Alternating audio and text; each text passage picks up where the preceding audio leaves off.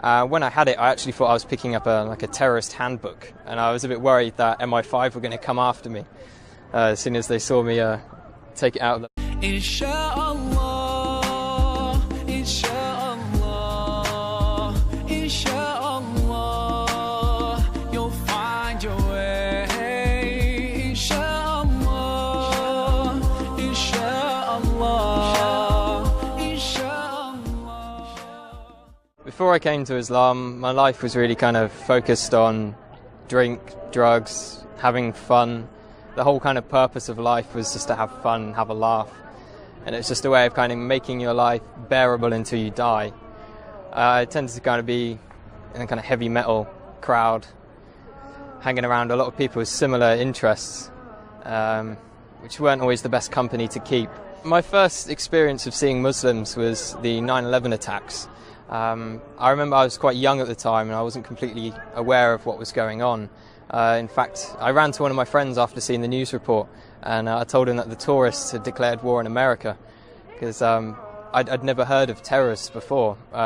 As the war was unfolding and I was seeing more and more about the war in Afghanistan, I started understanding that these people were Muslims, and that the Muslims were doing these horrible atrocities across the world. So from that kind of media bombardment, I started getting a strong hatred for Muslims.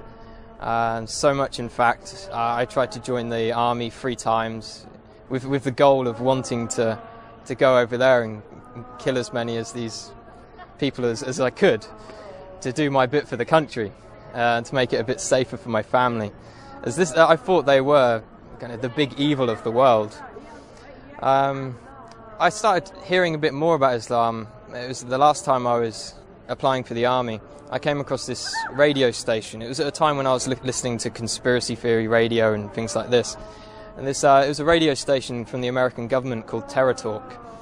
And it was talking about the life of the Prophet ﷺ. And it just didn't sound right to me that people would follow him from all these evil things they were saying about him.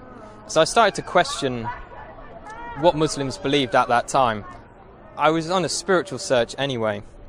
At the time I was looking into Norse mythology and paganism, and one of my friends turned to me and said, before you decide on this paganism thing, have a look around a bit more. And then I eventually picked up the Quran from my college.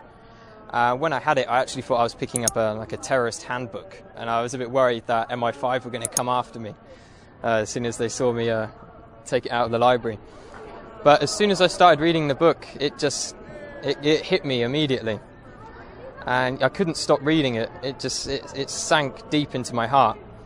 And as I kept continuing through the different surahs, I remember reading about the people in the fire having boiling water to drink, something burning their throats. And as I could read this and I was living this awful life, I could feel my throat burning, and I could feel kind of how real this thing was and how I had to change. The first day I went to the mosque, I spent all day there reading, and my mum called me in the evening and asked me where had I been all day, and I said I was at a mosque. She was like, what? No, you can't be at a mosque, you're a Christian. Christians don't go to mosques. And she was very, very shocked and thought I was going down a bad path. That was my mum's original reaction. After a while she started to accept it. She'd done a lot of crying. I'm not too sure why she was crying. I think she felt I was rejecting everything she'd taught me. A lot of people say when they find Islam, it's as if they've come home. And that's just the feeling I get. It's as if me in the past wasn't me at all. I was being controlled by something else. Only good things have happened since I've become Muslim. My life is sorted out, and I've never had so much going on in my life at one time. If I was going to give advice to someone else who is thinking about Islam, I'd definitely tell them to come to the mosque and speak to a man of knowledge, not search the internet for the answers. There are some good things on the internet, but when you don't know anything about Islam, you can't judge what is right and what is wrong. So it's much better to speak to someone, spend time with the Muslims. I spent many weeks in their company, and you get an understanding of who they are and what kind of quality of people they are. Don't be afraid of what your family think. I've had many people, and myself as well, was worried about what my parents would think.